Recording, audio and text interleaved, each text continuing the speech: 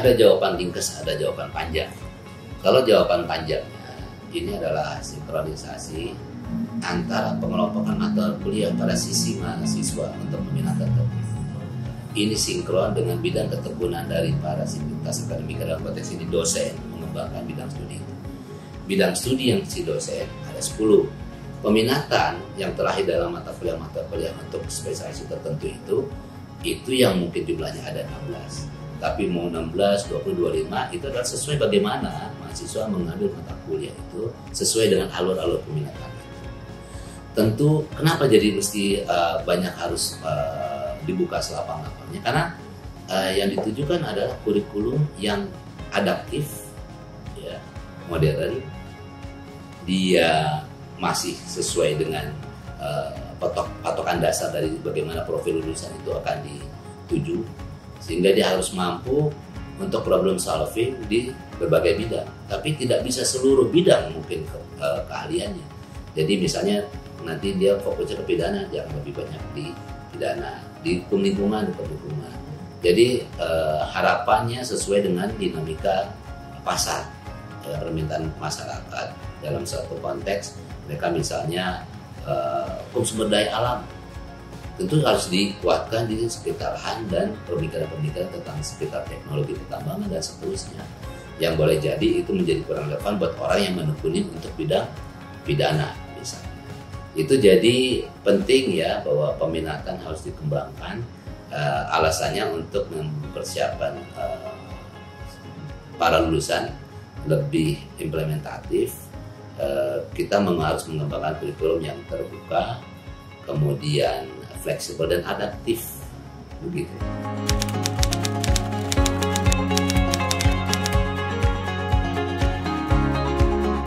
Penyajian peminatan membuat cakrawala berpikir para sarjana itu menjadi lebih luas, dan sesuai peminatannya dia akan mempunyai keahlian yang lebih khusus. Dengan sendirinya dia akan lebih bisa diterima di dalam bidang-bidang itu. Ya, selain tentunya hard skill dan soft skill untuk spesifik bidang akan lebih menjadi keunggulan ketimbang kalau hanya mengambil yang umumnya saja. Yang umumnya menjadi mandatori adalah sekitar wajib universitas dan wajib fakultas.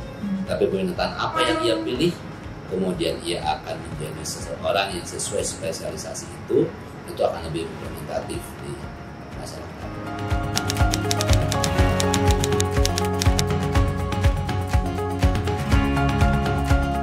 Tentu ya harus mengembalikan kepada bakatnya juga ya, kecenderungannya dia mau ke arah mana.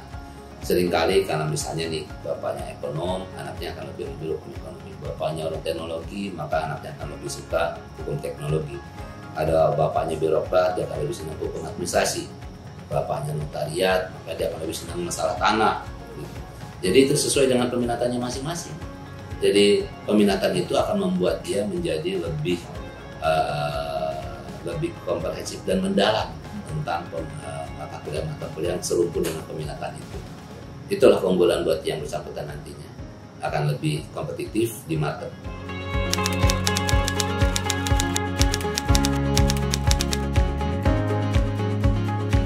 Mahasiswa umumnya yang masuk itu sudah punya bayangan dia ingin ke arah mana. Misalnya dia ingin sering ke luar negeri, dia pengen jadi mewakili bangsanya, dia akan memilih diplomasi, berarti dia ambil hukum internasional. Dia ingin jadi konsultan, maka sekitar dunia ekonomi, dia akan pilih hukum ekonomi. Jadi seberapa besar kampus akan memfasilitasinya dalam berbagai infrastruktur, keberadaan modul, keberadaan lab, ya, kurikulum yang sudah diarahkan sesuai dengan dinamika zaman dan juga adaptif dengan semua perkembangan. Maka kampus mempunyai peran besar tidak hanya mengembangkan hard skill dan soft skill, tapi penanaman nilai-nilai dia sebagai kemanusiaan. Sehingga diharapkan profil lulusan bukan hanya orang yang piawai dan paham strategi, tapi punya hati dan berani menegakkan kebenaran dan keadilan. Jadi kampus mempunyai peran besar dalam pembentukan karakter dari si mahasiswa itu sendiri.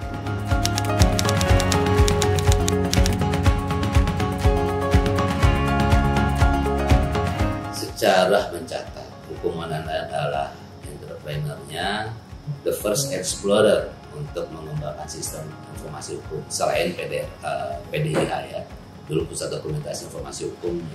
Cuma memang saat itu zamannya kan belum online.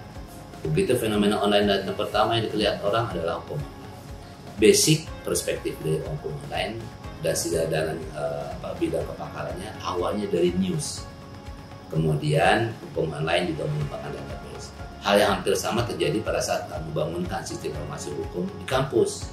Dia juga di dokumentasi hukum dan dia melakukan sistem ini untuk melakukan analisis terhadap si peraturan perundang-undangan. Dia harus dapat melakukan penelusuran, sinkronisasi, harmonisasi, vertikal dan horizontal dari peraturan perundang-undangan.